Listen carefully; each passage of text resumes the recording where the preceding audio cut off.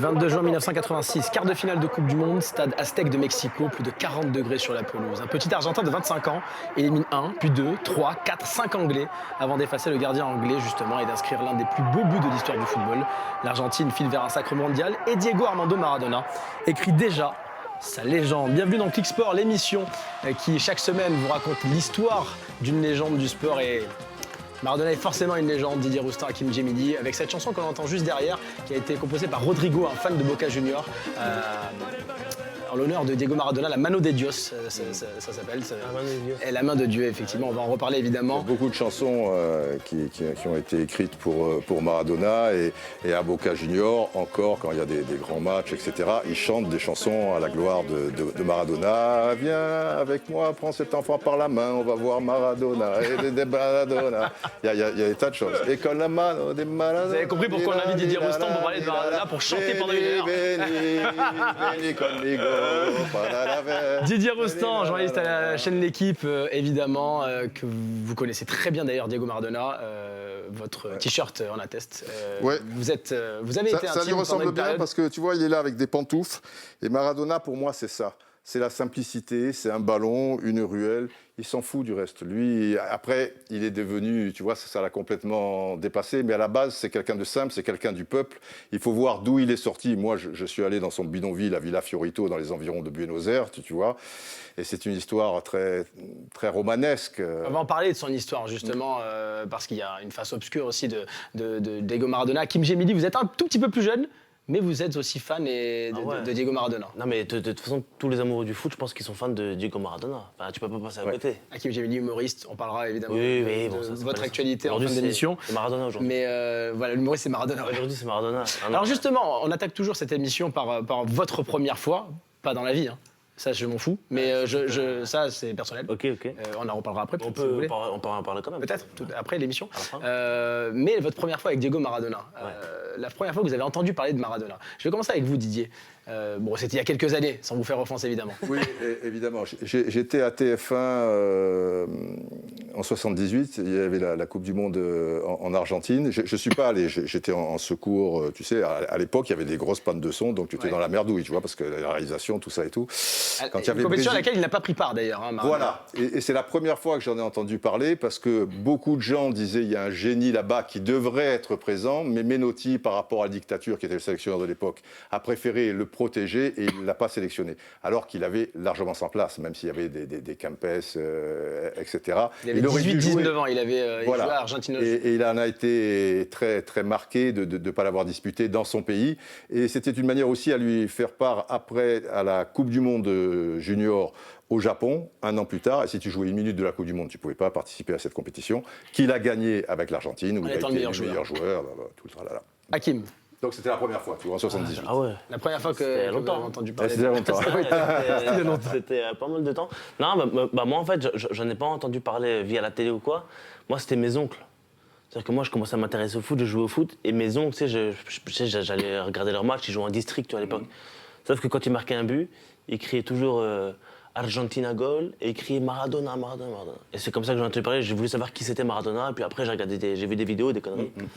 C'est là que j'ai... Une vidéo qui est marquante de la jeunesse de Maradona, parce que Didier, vous parliez de quand il jongle. Alors exactement, Fiorito, on va la voir. Ça, il a 12 ans. J'ai été le premier à l'amener, et c'était en 95. C'est-à-dire que curieusement, cette image, en 95, il n'y avait pas les réseaux sociaux à l'époque. Elle n'est jamais passée sur aucune télé française. Personne ne la connaît. Moi, je faisais un documentaire sur lui. Et je vais à Torneos et Competencias, qui est une boîte de production de foot là-bas, qui a beaucoup d'images, et je leur dis, montrez-moi des trucs. Et à un moment, je tombe sur ça. Mais je dis, mais c'est pas possible. Et je dis, en France, ils ne connaissent pas cette image. Alors, on va la voir, vous allez continuer l'histoire, Didier. On va voir cette image, et derrière, elle est incroyable. Et quand j'ai ramené ça, j'avais touché le Graal. Exceptionnel. Maradona a 12 ans à ce moment-là. Il joue dans son petit quartier. À Villa Fiorito, dans le bidonville. Son bidonville. Et il annonce déjà la couleur. Son dos. Mi primer sueño es jugar en el Mundial. Y el segundo es salir campeón. Simplement. À 12 ans, il dit « Je veux jouer la Coupe du Monde et la gagner ». Et il a réussi. Et Didier, ça c'est extraordinaire. Il savait déjà à l'époque ce qu'il allait réaliser. C'est peut-être aussi le rêve de tas d'enfants, si tu veux, qui ont 10, 11, 12 ans et qui voient la Coupe du Monde et qui aiment le foot. Mais on ne leur pose pas la question. Parce que ce qui est intéressant, c'est de se dire pourquoi il y a une caméra, tu vois, une équipe de caméramans qui va interviewer ce gosse. Alors à l'époque, là, en fait, il n'est pas à la Villa Fiorito, il est dans le petit stade d'Argentinos Junior. Il joue avec les Cebolitas, c'est-à-dire les petits oignons, parce qu'ils ont un très bon centre de formation. Il a donc 11-12 ans, mais il était connu déjà à Argentinos Junior, parce qu'à la mi-temps des matchs, il venait à 5-6 ans et il jonglait, et les gens venaient rien que pour le voir jongler, si tu veux.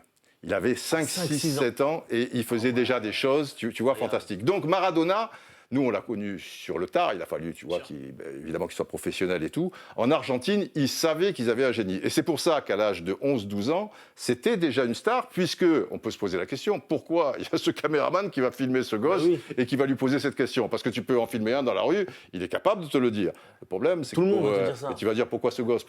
Mais eux, ils savaient pourquoi. Moi, 2 ans, j'espérais juste avoir la moyenne en histoire. Ah ouais? Franchement, lui, il était content de... Non, mais il y a des gosses à 11-12 ans qui en rêvent. Le rêve. Excusez-moi, moi, à 11-12 ans, tu me posais la question, je disais pareil que lui. Évidemment. Sauf que j'ai pas réussi du tout à le faire. Là, et qu'il n'y a pas une équipe de tournage qui va venir te voir en 11-12 ans. Jamais de la vie. Voilà. Non, mais on sait très bien. Parce que pourquoi?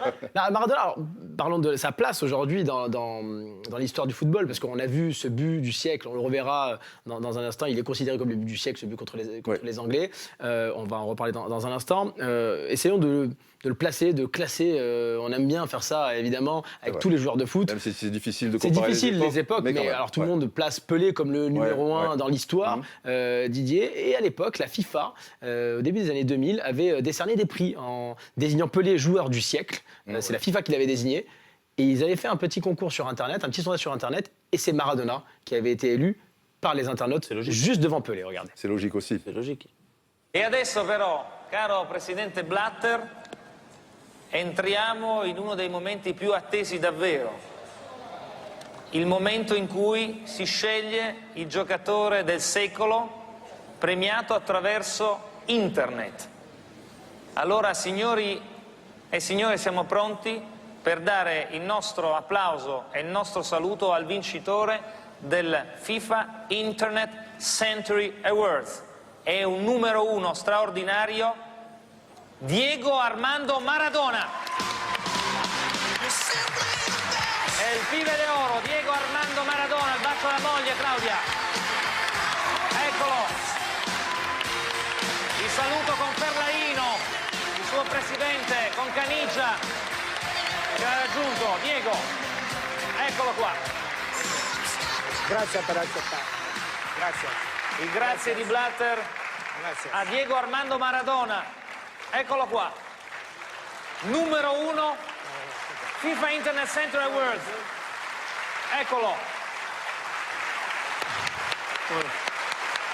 Questo è l'applauso fortissimo di tutto il mondo. Non è un applauso solo italiano, Diego. No, Tutto il mondo sta qui con te. Seguramente fue el voto de todo el mundo y quiero agradecer a la gente que me votó. Yo soy un jugador más de todos los que están acá que lo pueden haber ganado. Proprio come quelli che sono qui, che hanno già vinto. E quindi vorrei agradecer a la FIFA ringraziare la FIFA por respetar el voto de la gente. Per aver rispettato il voto di tutte queste persone. Si no, todo lo que estamos aquí no seríamos nada sin la gente. Non saremmo niente, no seríamos senza conocidos, la gente, no seríamos populares. senza il pubblico, non saremmo neanche famosi. Le agradezco una vez más Quindi y ringrazio quiero dedicarle e vorrei dedicare questo trofeo, a questo mi premio pueblo, la Argentina, al popolo al pueblo cubano, dell'Argentina, a Fidel Castro, ai al argentino más cubani, a famoso Fidel del Che Guevara, Castro, all'argentino più famoso, a Che Guevara, a mis dos hijas, a Dalma y a alle mie Salina, a due Claudia, a figlie, mis viejos, a Claudia Ecco Claudia. y por sobre todas las e cosas soprattutto a todos los jugadores del a mundo tutti i giocatori que del amo y mondo respeto con toda mi che alma. amo e Gracias. rispetto con tutta la mia anima. Molte grazie. Diego, grazie. Un minuto. L'applauso di Michel Platini e di tutto il mondo. C'est un titre qui est important pour lui, ce titre de joueur du siècle décerné par les internautes, mais il était évidemment encore un peu échaudé derrière que le vrai titre soit décerné par la FIFA à Pelé. D'ailleurs, pour l'anecdote, quand Pelé a reçu le titre, peut-être 20 minutes plus tard, il avait déjà quitté la salle, Diego Maradona. Il était énervé. Il était un peu énervé. On va voir le palmarès de Maradona, joueur, Didier et Hakim. Maradona se fait piéger par la FIFA parce qu'il détestait profondément Blatter. On avait créé un syndicat mondial des footballeurs avec lui, avec Cantona, Viali, des tas de machins, dont j'étais le secrétaire général pendant 4 ans. Je faisais marcher donc la boutique. Et il ne supportait pas Blatter et les dirigeants internationaux qui imposaient des choses au football. Et là, c'est pas qu'il a vendu son âme, mais il y est allé, si tu veux, à compte. Il n'avait pas franchement envie. Après, bon, il faut. C'est vrai qu'il était mal à l'aise quand même. Oui. Quelque part, il sent que, tu vois, il fait la bise à Judas, quoi, tu vois, il n'était pas très à l'aise. Le palmarès de Maradona, avec vous, Hakim, on va le voir, il gagne une Coupe du Monde, il fait finale en 90 également, et puis il gagne avec le Barça, parce qu'on ne l'a pas forcément précisé, mais avant Naples, il a joué au Barça en quittant l'Argentine, championnat d'Italie 2 fois avec le Napoli qui n'avait plus rien gagné depuis très longtemps, la Coupe d'Italie... Pas depuis très longtemps, ils n'avaient jamais rien gagné. La Coupe de l'UEFA... Ils n'avaient jamais rien gagné. Naples, ils n'avaient jamais... On va parler de Naples dans un instant, mais vous le placez où, vous qui avez connu Zidane, Hakim, sur ces dernières années, Maradona, se situe où? Plus fort, moins fort, au-dessus, en dessous? Pour moi, en fait, il y a plusieurs choses qui rentrent en compte. Comme il me disait Didier juste en off, c'est que Maradona, en fait, lui, il nous a marqué parce qu'on avait l'impression qu'il était comme nous. En fait, ce mec-là, tu vois, donc il y a l'aspect foot, mais il y a l'aspect aussi... Oui, tu peux pas dissocier. Ça veut dire quoi, l'aspect humain... En fait, mais il se comporte comme nous quand on joue dans un five, tu vois. Tu sais, s'il est énervé, il va se dire ah non, tu vois, il est complètement naturel. Et en plus, pour moi, techniquement parlant et footballistiquement parlant, il est au-dessus de tous. Après, ça me concerne moi personnellement, mais il m'impressionne. Je suis beaucoup plus impressionné par Maradona que par Zidane, même si Zidane, pour moi, c'est un des meilleurs joueurs de tous les temps aussi. Mais il m'a impressionné. Et puis, je pense qu'il a donné envie à beaucoup de gens de faire du foot, même inconsciemment, tu vois. Même pour les plus jeunes, dont vous faites partie. Bien évidemment. Hakim, Pelé, c'était plus fort pour vous ou pas, Didier, vous qui avez connu aussi Pelé? C'était très fort, Pelé. Et c'était peut-être plus fort. Alors, peut-être je ne suis pas très objectif parce que c'est la star de ma jeunesse quand il gagne la Coupe du Monde 70 et que je découvre tout ça. J'ai 12 ans, et ce qu'il a réalisé pendant la Coupe du Monde 70, bon après, ce que fait Maradona pendant la Coupe du Monde 66, parce que ce qu'il faut savoir, Maradona, c'est qu'il a gagné des titres, que ce soit la Coupe du Monde 86 ou les 2 titres avec Naples, quasiment à lui tout seul.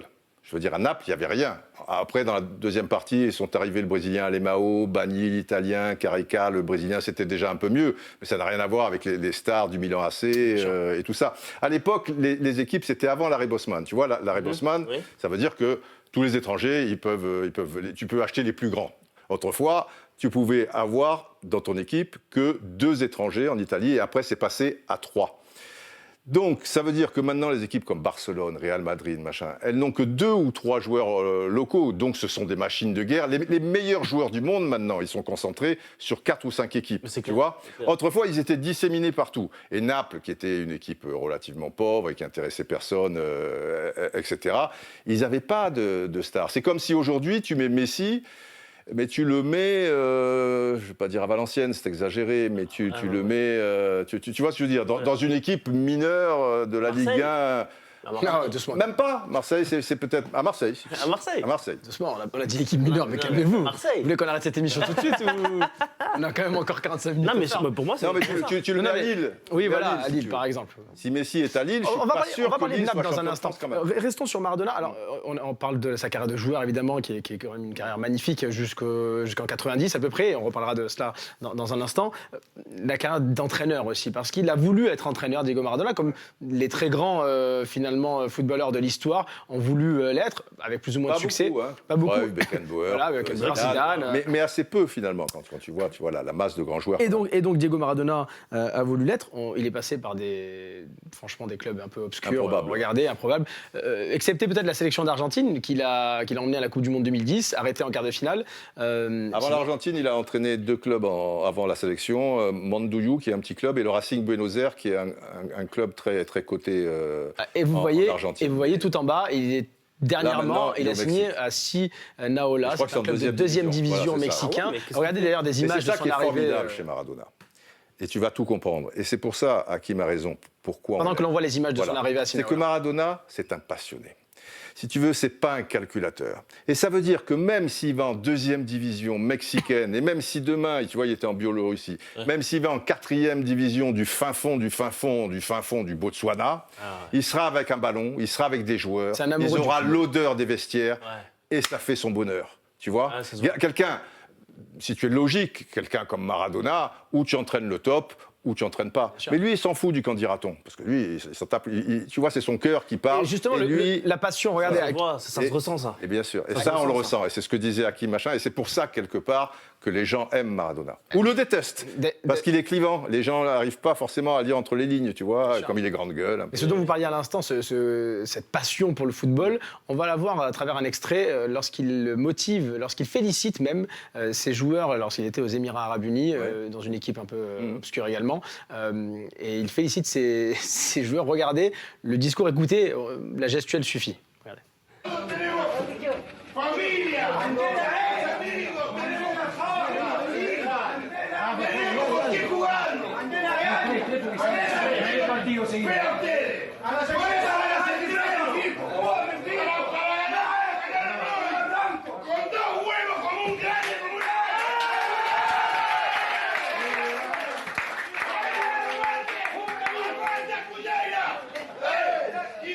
Alors oui, il n'a rien gagné en tant qu'entraîneur, mais quand vous voyez sa motivation, là vous êtes joueur de ce club émirati, Hakim, vous êtes aux anges. Ah bah, je suis comme un dingue, évidemment, t'as Maradona qui te coach, qui te donne des conseils, bah, tu l'écoutes et tu la boucles. Hein. Il n'aurait pas dû finalement ne pas tenter cette carrière d'entraîneur ou s'arrêter à la sélection d'Argentine. Ça lui plaît et il est heureux avec ça. Donc lui, il n'est pas là, je te dis, pour accumuler des titres ou pour que les gens dans la rue disent « Monsieur, vous êtes quelqu'un de bien, mais vous êtes un grand entraîneur et tout ». Si les mecs disent « Putain, mais il est bidon comme entraîneur Maradona », mais il s'en fout. Lui, il est sur un terrain, c'est un gosse. Lui, tu sais, par exemple, en sélection, quand les joueurs sont un peu fatigués, sont un peu au bout du rouleau, et puis ils pensent que bon, maintenant, c'est fini. D'eux-mêmes, ils arrêtent la sélection.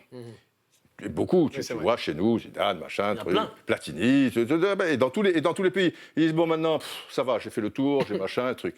Maradona, mais même si Maradona, il a une jambe de bois, s'il est sélectionné en équipe d'Argentine, il va jouer. Oui, c'est sûr. Mais quand il voit ce maillot, il devient fou. C'est la passion. Il a gardé cette jeunesse, tu vois, cette folie qu'on a à 15, 16, 17 ans. Avec le football, il a 15, 16, 17 ans.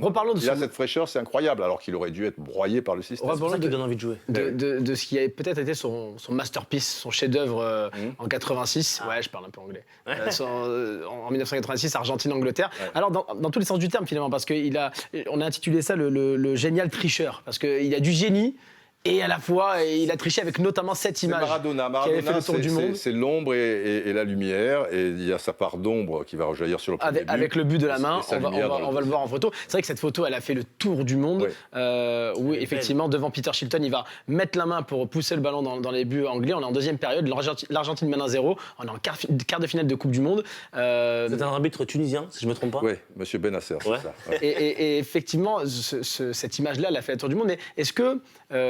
quand on avait à l'époque, souvenez-vous de Thierry Henry qui avait mis la main en 2009 pour la Coupe du Monde 2010 et qui avait permis à Gallas de marquer contre l'Irlande, tout le monde était tombé sur Thierry Henry. Pas sûr que la presse argentine le lendemain soit tombée sur Diego Maradona. Ça fait partie de sa légende aussi d'avoir triché dans un quart de finale de Coupe du Monde. Et parce que Maradona, il te met la main de Dieu et puis il te met le but où il dribble tout le monde aussi, tu vois. Mais est-ce qu'on appellerait ça la main de Dieu s'il n'avait pas mis son deuxième but derrière? Parce que Maradona, c'est un brigand, c'est un enfant de la rue.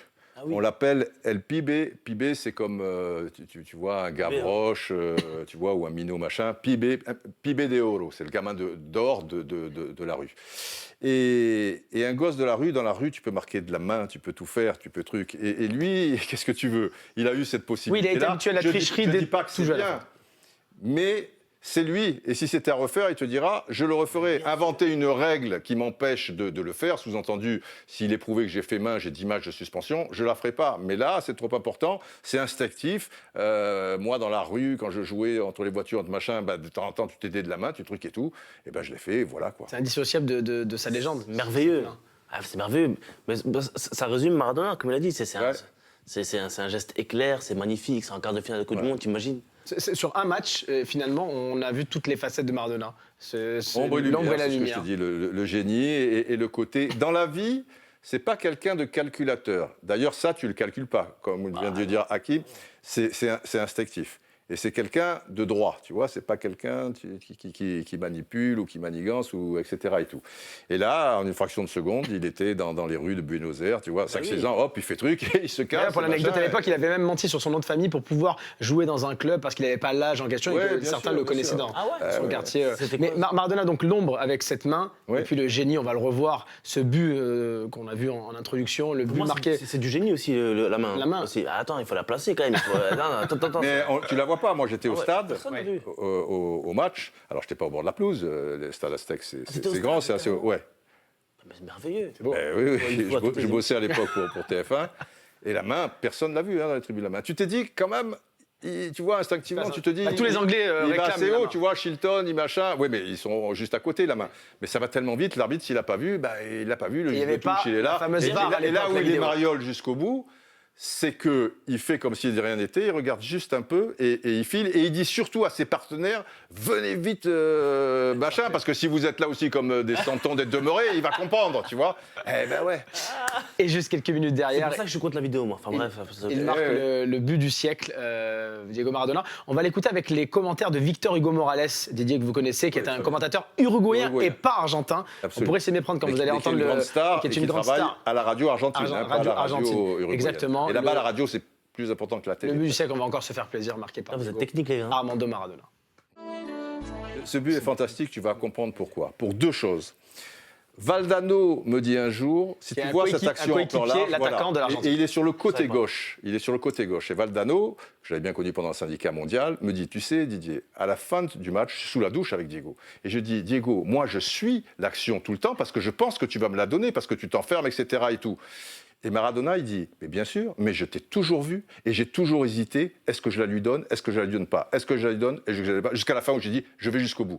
Donc, tu vois, Valdano, il m'a dit, je lui ai dit, hijo de puta, tu es trop fort, enfin, c'est quelque chose d'affectif, il est trop fort, parce que le mec, il fait ça, mais en plus, il voit, et il dit, je fais ou je fais pas. Donc, il a un cerveau, si tu veux, au niveau football. Et deuxième chose, tu sais pourquoi il a marqué ce but, Maradona ? Et tu sais pourquoi il a dribblé Shilton ? Parce que 2-3 ans avant, ou 4-5 ans avant, à Wembley, il fait pile poil la même action dans un match amical contre les Anglais. La même, sauf que quand le gardien sort, il tire du droit et ça passe à côté. Mais c'est une action géniale.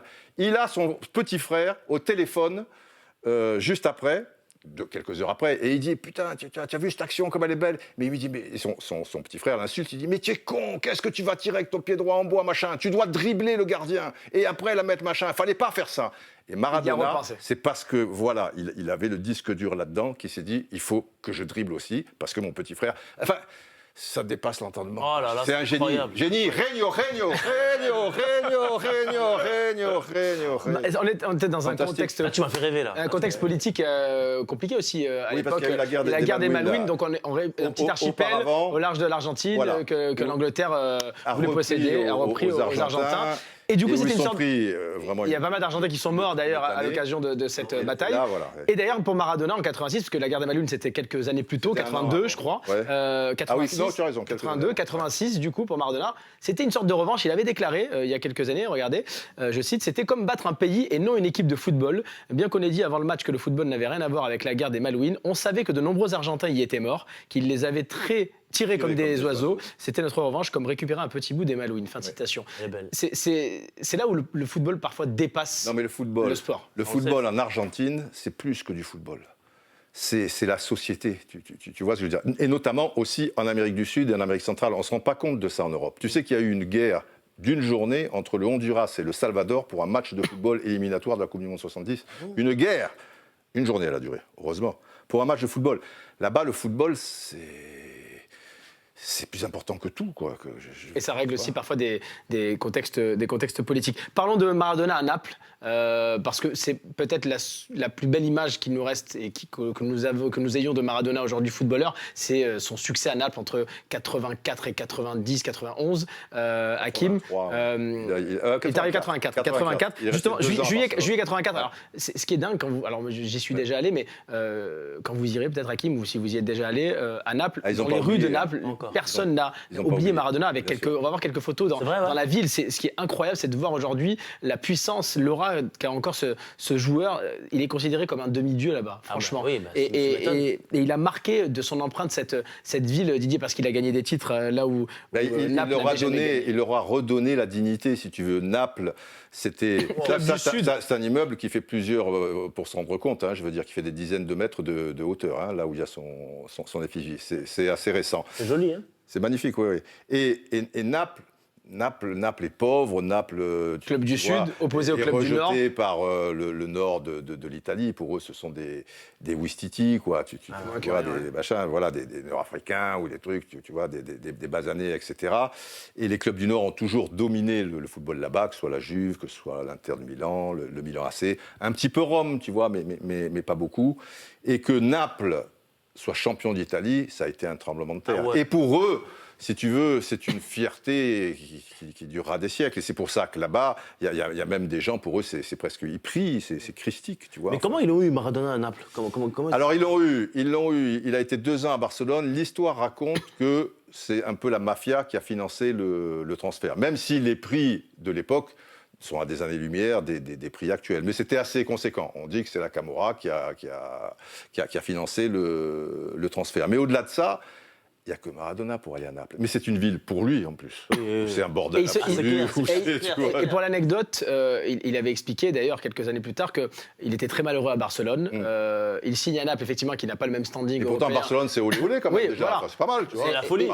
Il arrive à Naples, donc, avec le stade San Paolo qui est en fusion. Lors de la présentation, le stade est comble. Il rentre dans les vestiaires et il dit à son agent de l'époque, il dit « Je m'y sens comme à Argentinos Junior il y a parce plus que de 10 ans. Naples, c'est l'Argentine, quoi, voilà. quelque part. Et Maradona, vous allez voir un extrait d'une interview qu'il donne à son président, ou plutôt l'interview qu'il fait de son président, Fellaini à l'époque. Ferlano, exactement. De Naples De Naples, à la fin des années 80, début des années 90, quand Naples gagne le 2e titre de champion d'Italie. Et il s'est mué en journaliste, Diego Maradona, et la séquence est assez sympa, regardez. Dopo il primo scudetto, arrivato il secondo. Che pensa? Penso che questi altri 2 scudetti in mezzo non l'abbiamo vinti. Comunque i prossimi. Ma mamma mia, guarda, no? Ma Presidente, lo dobbiamo lasciare anche che vinca un altro, no? Se no l'anno prossimo che è noioso. Cosa vediamo, la Coppa dei Campioni la voglio, Presidente. E allora bisogna pensarci seriamente per l'anno prossimo. Ma non mi ha detto che pensa di questo scudetto. Bellissimo. Della squadra soprattutto. La squadra è stata molto forte. Sì. È stata molto forte, con un grande capitano, un grande pubblico. E un grande Presidente. Grazie. Le président qui lui dit voilà, vous êtes un grand capitaine, il le remercie, il le félicite devant les journalistes. Mais c'était ça Maradona, voilà. C'était une vraie idole là-bas à Naples avant la Coupe du Monde 90 et on va en parler dans un instant. On va voir aussi des images de son retour à Naples en 2005. Il est accueilli en héros, franchement, regardez, c'est monstrueux. Toute la ville s'était arrêtée de travailler ce jour-là pour venir chanter à la gloire de Maradona. Franchement, Hakim, vous qui suivez le football de manière assidue depuis de nombreuses années, il y a très peu de joueurs adulés comme ça dans une ville. Peut-être Steven Gerrard, mais pas autant à Liverpool, mais pas autant que Maradona. Jamais vu ça. C'est impossible. Enfin, aujourd'hui, c'est Mbappé est Bondy peut-être, mais là quand même, c'est pas mal Mbappé. Mais je veux dire, non, ça, je pense qu'on reverra plus ça avant très longtemps. Hein. C'est un dieu à Naples. C'est un truc de ouf. C'est un dieu, mais pas qu'à Naples. Et c'est ça le problème pour lui. C'est très très difficile à gérer. Quoi. Il essaie de se protéger. Moi, je l'ai vu arriver. Par exemple, une fois à l'aéroport de Barcelone, je venais le chercher pour une réunion qu'on avait, etc. Les journalistes, c'est à Barcelone. C'est un peu la classe. Plutôt je l'ai cherché pour une réunion. C'est toi qui l'as récupéré, quoi. Oui. Personnellement. À l'aéroport, oui. Et il avait ses 2 filles, Djalma et Giannina, qui étaient assez petites, tu vois, elles devaient avoir 7 et 11 ans ou truc. Mais les journalistes, machin, respectaient rien, mais ils marchaient sur leurs filles, tu vois, il fallait qu'ils donnent le coup de poing. C'est-à-dire que Maradona, il n'aura jamais de tranquillité. Si Maradona va... je ne sais pas moi, au bout du monde, il arrive à 5h du matin dans un aéroport. En 5 minutes, il y aura une émeute. C'est Maradona. Si demain... Depuis l'âge de 12 ans, parce qu'il a été filmé à 12 ans, voilà, regardez. De ses 12 ans jusqu'à aujourd'hui, il n'a jamais été tranquille. C'est Zidane, c'est Pelé, c'est qui tu veux, tu vois. Il arrive à 5h du matin, le machin. Si quelqu'un le reconnaît, il ira discrètement, il dire « Monsieur Zidane, pour me donner un autographe, s'il vous plaît, c'est pour le petit, machin. » Et tout se passera très bien. Mais... Maradona, c'est pas possible. Maradona, c'est l'émeute. Est-ce qu'on s'intéresse C'est l'excès, tu vois. Hakim, est-ce qu'on s'intéresse à Maradona aussi parce que c'était un bad boy aussi entre guillemets, c'est-à-dire joueur de génie, mais qui a des histoires, et on va en parler d'ailleurs, des histoires un peu obscures, extra-sportives. Est-ce qu'on s'intéresse à ce genre de joueur aussi pour ça? Parfois, je pense que ça s'explique pas vraiment trop. Je pense qu'on a donné les majeurs arguments dans le sens où, frère, moi, je peux t'en parler, dans mon village en Tunisie, qui est un village éclaté, dans la Tunisie où il y a personne. Ils sont tous ultra fans de Maradona. Avec des faux maillots Maradona. Marqué Maradona.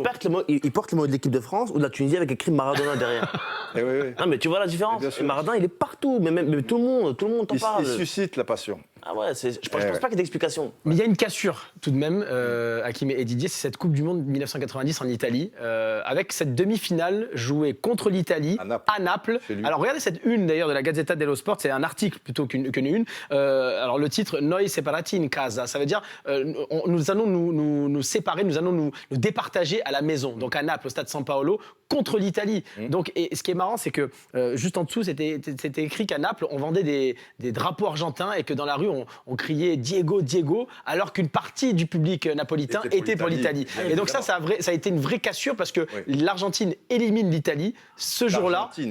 L'Argentine élimine l'Italie au tir au but avec le dernier but marqué par Maradona. Ah non. Et donc ça, c'est hallucinant parce que derrière, l'hymne argentin a été sifflé à Rome contre l'Allemagne pour la finale avec des noms d'oiseaux qui ont été sortis pendant l'hymne par Diego Maradona qui s'est adressé au public italien. Voilà. Et donc ça, c'est une vraie séparation, une vraie cassure, Didier, à ce moment-là, et Hakim, pour Maradona, puisqu'en 90, Coupe du Monde, moins d'un an plus tard, il est contrôlé positif à la cocaïne en mars 91, ce qui a précipité d'ailleurs son départ de Naples. On va voir d'ailleurs des extraits, des images de son arrestation qui avaient été diffusées sur une chaîne italienne à l'époque. Avant même que la sanction ne tombe, messieurs, l'Argentin a pris un billet pour Buenos Aires. Il sera suspendu 15 mois derrière. Mais là, il fallait le faire tomber. Parce que de la cocaïne, il en prenait depuis Barcelone. Il a commencé à Barcelone. Donc c'était bien avant, tu vois, c'était 5, 6, 7 ans avant. Mais là, il fallait le faire tomber pour des raisons justement extra-sportives. Et Maradona prenait toujours de la cocaïne jusqu'au jeudi soir. Et après, elle se diluait, si tu veux, par rapport au dimanche. Et il avait aussi, s'il était contrôlé, une poche d'urine, la sienne, et il allait là-bas, c'était folklore, et il mettait la sienne, tout ça. Et tout le monde savait ça, et tout le monde s'en foutait, parce que Maradona, ça générait beaucoup d'argent. Il a été dénoncé à l'époque, plus protégé en tout cas par la... Voilà. Et il ne faisait pas ça pour être plus performant, tu vois, comme tu peux le faire peut-être en tennis, en Formule 1 avec des bêta-bloquants ou des choses comme ça. Mais là, il fallait le faire tomber. Et donc, forcément, ils ont trouvé dans les urines de la cocaïne, du truc. Mais ils savaient très bien qu'il faisait ça depuis des années. Maradona, donc, qui, du coup, derrière, a connu une descente aux enfers, messieurs. Et c'est vrai que les transformations physiques de Maradona, on va parler. Coupe du Monde 94 avant cela, où il marque, d'ailleurs, à cette Coupe du Monde contre la Grèce. Et le match suivant, regardez ces images hallucinantes qu'on ne pourrait même plus voir aujourd'hui dans un match de football. Il est emmené par une responsable du contrôle antidopage. Regardez là, il vient de jouer un match avec l'Argentine. Ça s'est plutôt bien passé et il emmène la personne au contrôle antidopage. Derrière ce contrôle, il est contrôlé positif à la cocaïne. Pareil, ils l'ont fait tomber. Parce que l'Argentine était très forte. Le président, à l'époque de la FIFA, était encore João Havelange, qui est un sinistre personnage, qui restait très longtemps président de la FIFA, brésilien. Ami sous la dictature au Brésil, tout ça et tout. Enfin bon, oublions. Et il fallait que le Brésil gagne absolument. Le Brésil qui n'avait pas gagné une Coupe du Monde depuis 1970. Depuis Pelé. Exactement. Avec Pelé, en 70, la dernière Coupe du Monde, tu vois, ça faisait 24 ans, un pays comme le Brésil. Et l'Argentine avait une équipe de feu avec Redondo, Batistuta, et ils font, donc, contre la Grèce, 5-0, un festival, etc. et tout. Et il fallait faire tomber Maradona pour que, surtout, l'Argentine... Et en plus, Maradona n'arrêtait pas de massacrer la FIFA, le truc. Donc il était dans une position vulnérable. On ne saura jamais. Pour moi... Qui était très très proche de lui à l'époque. J'ai vu les efforts qu'il a fait pour revenir, parce qu'il arrête, il reprend, il arrête, machin, et revenir à ce niveau-là, etc. et tout. Et dopé, moi j'y crois pas. Et même ses proches, alors tu verras, ses proches ils disent un peu ce qu'ils veulent, mais d'autres, etc., ont aussi cette thèse-là, il fallait le faire tomber. Parce que pour de l'éphédrine, des trucs... Et il y a des joueurs qui sont dopés dans des Coupes du Monde, machin, mais là, on laisse le spectacle. Hakim, et justement, le soir même, quand le contrôle... C'est comme ça. Quand le verdict est tombé, il a donné une interview à la télévision argentine. On va regarder, et on vous laisse commenter derrière. Regardez et sentez l'émotion de Maradona, qui est exclu à ce moment-là de la Coupe du Monde 1994, et qui est donc à ce moment-là sa dernière Coupe du Monde. Là, il est achevé. Claro. El tema pasa también porque si yo llego a esta condición no necesito drogarme para jugar. Si yo entreno como entreno, ¿qué necesidad tengo de buscar una droga? Decime. ¿qué necesidad tengo si tengo a Fernando, si tengo a todo? Y no quiero dramatizar, pero créeme que me cortaron las piernas. Me cortaron las piernas a mí, le cortaron las piernas a mi familia, a los que estaban al lado mío. Exacto. Los que están al lado mío, los que siguen estando al lado mío. Digo los que estaban porque estábamos jugando todo el Mundial. Ahora nos sacaron del Mundial, nos sacaron de la ilusión. Por sobre todas las cosas, a mí creo que me sacaron del fútbol definitivamente porque no creo que quiera otra revancha, ¿no? Tengo los brazos caídos, tengo todo el alma destrozada. No puede. Pero le prometí a mi mujer que no iba a llorar. Y le prometí a mis hijas, por sobre todas las cosas, que no pude hablar. Pero lo único que quiero que quede claro a los argentinos que no me drogué, que no corrí por la drogue, corrí por le corazon et pour la camisette. Hakim, quand on voit les larmes de Maradona, on sent que l'Argentine, c'est toute sa vie en fait. Bah ouais. Il le dit, je voulais défendre ma patrie, je veux défendre mon drapeau. De patrie carrément. Ouais, c'est incroyable. Non, mais moi je sais que pour les mecs qui jouent en Amérique du Sud, je sais que c'est super important. Même il y avait une interview qui m'avait un peu surpris, ça n'a rien à voir, enfin si, ça a à voir. Suarez pendant la Coupe du Monde. Vous savez, quand il avait rebondi sur l'interview de Griezmann et qu'il avait dit un truc qui m'avait surpris, il avait dit Griezmann, il est gentil, il boit du maté comme les Uruguayens, mais il ne se rend pas compte de ce que c'est pour un Uruguayen le football. Et c'est à ce moment-là que j'ai compris qu'en vérité, là-bas, ils ont une autre mentalité. Bien sûr. Et que effectivement, oui, là, c'est du sincère, là, c'est du 100%. C'est pas des blagues, tu vois. Même s'il a arrêté sa carrière 3 ans plus tard, c'est la fin de sa carrière. Là. Pour vous. Oui, c'est la fin de sa carrière de haut niveau. C'était même un miracle qu'il retrouve ce niveau-là.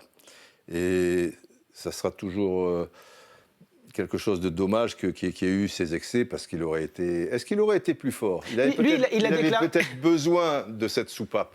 Parce que tu es Maradona, et comme on l'a expliqué, c'est compliqué d'être Maradona. Surtout en Argentine, les gens n'imaginent pas. C'est une pression terrible.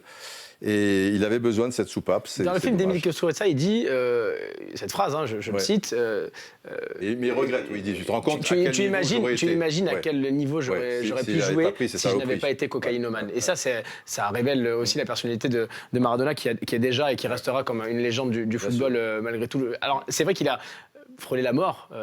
Je titre Maradona l'immortel, mais crise cardiaque en 2000, en 2004, hépatite en 2007, même plutôt aussi une autre hépatite. Et regardez les changements physiques de Maradona, qui a fait le yo-yo, Didier. Il est monté jusqu'à plus de 120 kilos à un moment donné. J'étais assez proche de son préparateur physique personnel, Fernando Signorini, et qui me disait physiquement, il a une force, une puissance, c'est exceptionnel. Nous, on serait morts 3-4 fois.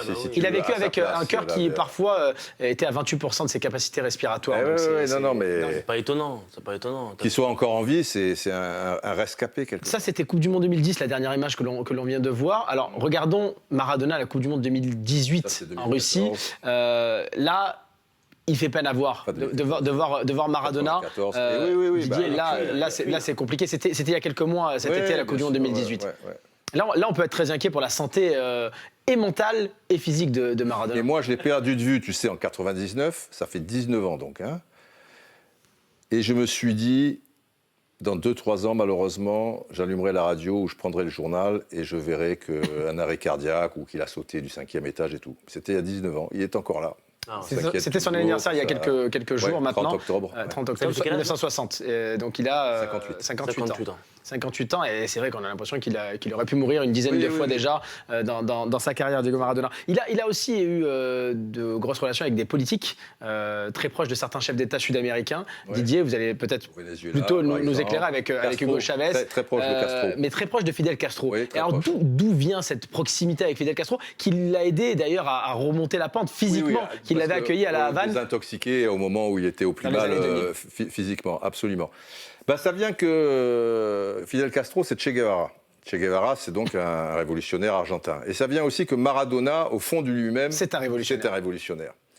Et c'est par rapport à ça, c'est pour ça qu'il déteste le Che, qu'il déteste les Yankees d'une manière générale, et, enfin ce qu'il appelle les Yankees, mais c'est vrai qu'en Amérique du Sud, on n'est pas trop, américain par rapport à l'Amérique du Nord et qui trouve que voilà quoi, que les gens soient exploités par les gens puissants. C'est quelqu'un du peuple, Maradona, hein, et c'est pour ça qu'il est aimé, c'est un enfant du peuple. C'est rare. En France, par exemple, on ne voit pas de sportifs qui prennent position, qui prennent position pour un politique. On se garde de donner son avis. Surtout si c'est Castro, tu vois, ou des choses. C'est très rare. Et pourquoi les Sud-Américains, eux, arrivent à le faire et pas nous en France? Pourquoi on ne le fait pas en France? Ça se fait encore en Amérique du Sud? J'ai pas l'impression que ça se fait. Enfin, j'ai l'impression qu'aujourd'hui, les footballeurs, comme d'ailleurs ça se disait, c'est qu'ils sont programmés. Neymar l'a fait il y a quelques semaines pour dire. En faveur du nouveau président du Brésil. Non, contre le Neymar, le leader Juninho contre, Rai contre, mais Neymar pour, Roberto Carlos pour, etc. Mais je pense de toute manière, c'est difficile aussi à cet âge-là, ils n'ont pas trop de conscience politique, si tu veux, les footballeurs, c'est pas évident, tu vois. Et ils sont récupérés aussi, voilà, ils sont manipulés, ils ont peur de... Donc en général, ils prennent pas position et tu peux le comprendre. Lui, il a vraiment des convictions, Maradona. Mais après, il peut se tromper aussi. Hein. Voilà.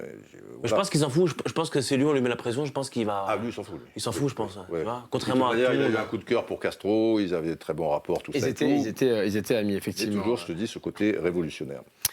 Diego Maradona, très habile, balle au pied, ça on le sait, avec ses images. Regardez, capable de jongler avec un ballon, avec une balle de tennis, avec une balle de tennis ici. Regardez.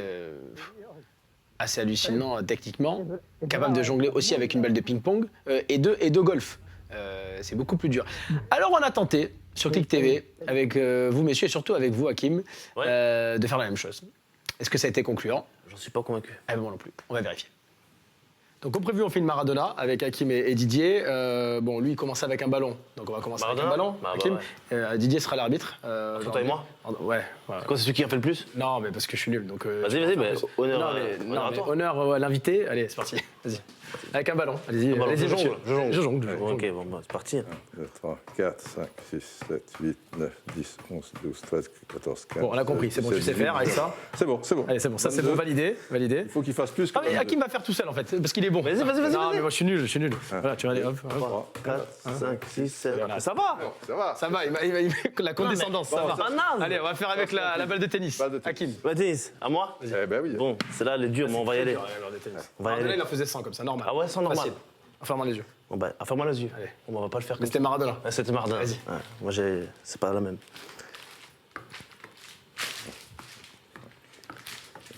C'est pas mal. C'est pas mal. C'est fort. naze. Franchement, c'est fort. Mais on sent qu'en temps normal, c'était dans un autre contexte. Non, il est pas du tout ridicule. Moi, je le ferais pas parce que je joue au tennis, moi, avec les trop gentil, les gars. Et balle de golf. Alors là, c'est encore plus dur. Tu fais pas, toi? Non, mais elle est plus là. Non. Et donc, la balle de golf, là, c'est très dur. Elle est compliquée, la balle de golf. On vient de le golf. voir, c'est très fort ce que fait Maradona avec une balle de golf. Allez. Fort. Non, franchement, c'est fort. Franchement, c'est fort. C'est naze. Bravo. Non, bravo. Hakim Djemili. Merci. Honnêtement, bravo. On peut m'applaudir. On continue même d'applaudir derrière. Ah, vous applaudissez, donc vous kiffez. Pas mal quand même. C'est pas mal quand même. Franchement, fort. Non, mais tu en parlais tout à l'heure, Hakim. Il disait que techniquement, c'est le meilleur qu'il ait jamais vu. C'est vrai que techniquement, il était. Techniquement, je pense que c'est le plus fort de toute l'histoire. On est d'accord. Il n'y a pas de doute. Oui. Autant entre Pelé et lui, d'un point de vue footballistique, etc., d'une manière générale, parce que Pelé était fantastique aussi, mais techniquement et dans la vitesse d'exécution et tout, bon. Après, Messi, c'est pas mal aussi. Mais c'est autre chose. Pas mal aussi.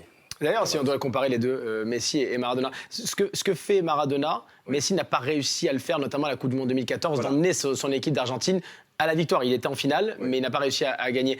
On a souvent comparé les deux parce que numéro 10, petite taille, pied gauche. Ils ont mis les mêmes buts aussi, plus ou moins. Oui. Est-ce que ça a lieu d'être de les comparer?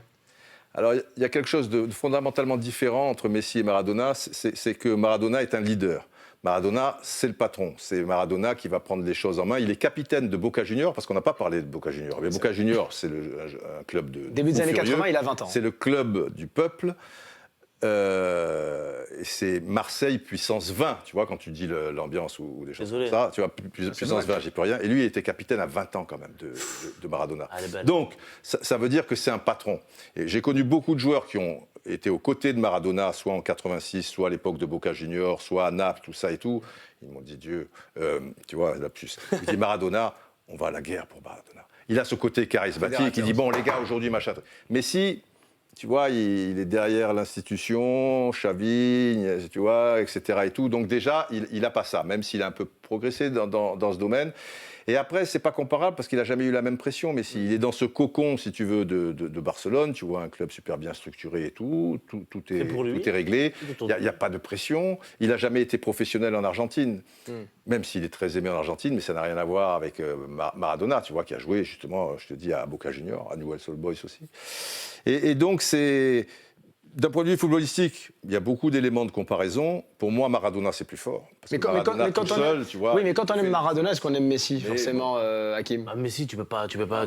certains sont pro Ronaldo et pas Messi, par exemple. Oui, non, mais tu peux aimer les deux joueurs. Il y a trop de similitudes entre Maradona et Messi. Si tu aimes Maradona, d'un point de vue footballistique, tu aimes Messi. T'es obligé d'aimer. Alors, ce qui est génial avec Maradona, c'est bon, on a l'impression qu'il a eu cette vie, donc footballeur, donc joueur, entraîneur, cocaïnomane aussi, son côté obscur, et également star de la télé argentine. Il a été présentateur d'un programme qui s'appelait la Noche del 10, donc la nuit du numéro 10. Il était présentateur, il recevait de grandes stars. Il a reçu des stars de cinéma, il a reçu des sportifs, des footballeurs. Et ce programme marchait du feu de Dieu, Didier, en Argentine. Il a présenté ça pendant de nombreuses années, avec à la fin la chanson qu'on a mis au début, La Mano de Dios, qui venait clôturer cette émission. Et c'était un très bon présentateur aussi, Maradona. Tout ce qu'il touchait, on avait l'impression que ça se transformait en or.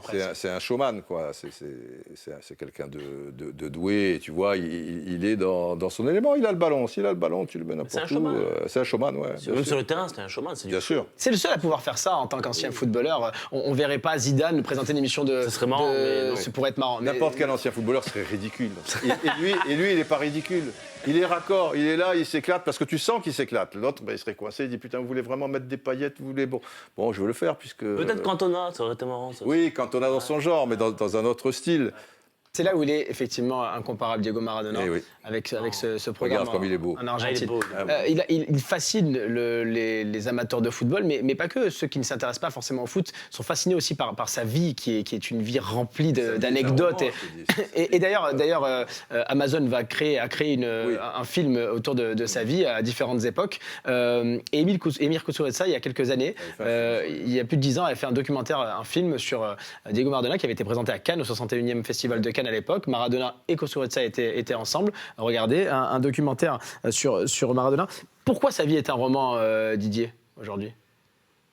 Parce que, je te dis, c'est un gosse qui part de rien dans un bidonville et qui va devenir la star ultime, quoi. Et la personne archi connue, archi aimée, mais avec aussi archi humaine, parce qu'avec des montagnes russes, des hauts, des bas, des choses un peu sombres, des choses lumineuses.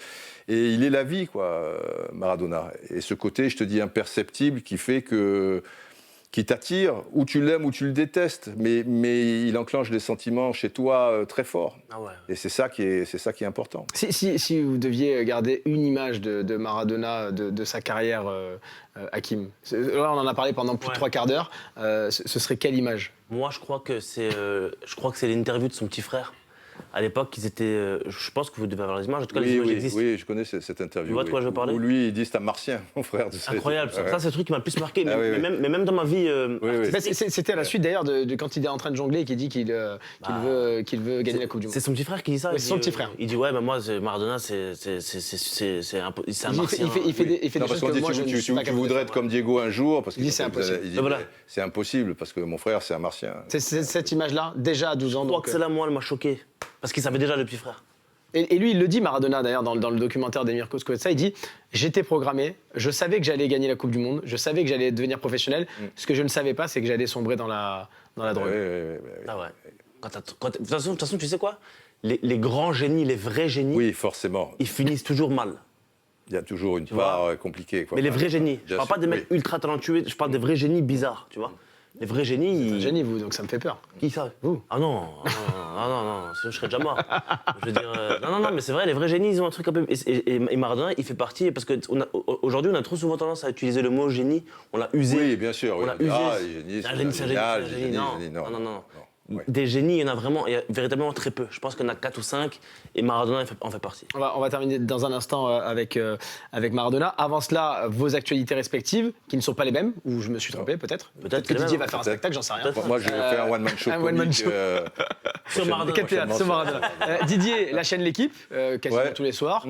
L'équipe du soir qui cartonne. Oui, ça marche bien. Ça marche plutôt bien, notamment les soirs de Coupe d'Europe. Voilà. Et vous avez aussi lancé une application. Oui, une application Roustan TV où dedans je parle foot, tu as des jeux, des sondages et où je délire. Il faut que tu te mettes sur l'application Roustan TV. Voilà, je vais la prendre tout de suite. Immédiatement. Voilà. Donc, sur Twitter notamment. Hakim, un spectacle qui arrive très vite. Alors moi, je prépare mon premier spectacle. Il va arriver courant 2019. Voilà. Et puis il y a plein d'autres trucs qui arrivent. On verra ça. Sur les réseaux sociaux notamment, sur votre chaîne YouTube. Ma chaîne YouTube au cinéma. N'hésitez pas, abonnez-vous. Il est génial, il est très drôle. Didier Rostand qui est très drôle aussi. Donc regardez-le souvent, moi. sur la chaîne L'équipe le soir. J'étais ravi de passer cette heure avec vous pour parler de Diego Maradona. Chaque semaine, on rappelle le concept sur Click TV. On parle, on essaie de raconter l'histoire d'une légende du sport à travers vos regards respectifs. Vous n'êtes pas issus du même monde, vous faites pas le même métier, vous n'avez pas le même âge, et pourtant vous avez la même passion. Et c'est ce qui nous plaît chaque semaine sur Click TV. C'est le but de cette émission, de vous raconter ou de vous faire découvrir une légende du sport. On va terminer avec un titre, parce que plusieurs titres ont été chantés à la gloire de Maradona. On écoutait au tout début le titre de Rodrigo, La Mano de Dios. Emir Kusturica a fait appel à Manu Chao dans son film pour faire la BO, la bande originale du film. Ça s'intitule La Vida Tombola Maradona et on va l'écouter. C'était il y a une dizaine d'années. Ça avait été un carton à l'époque et on va se quitter là-dessus. Et à bientôt. Si yo fuera Maradona, viviría como él. Si yo fuera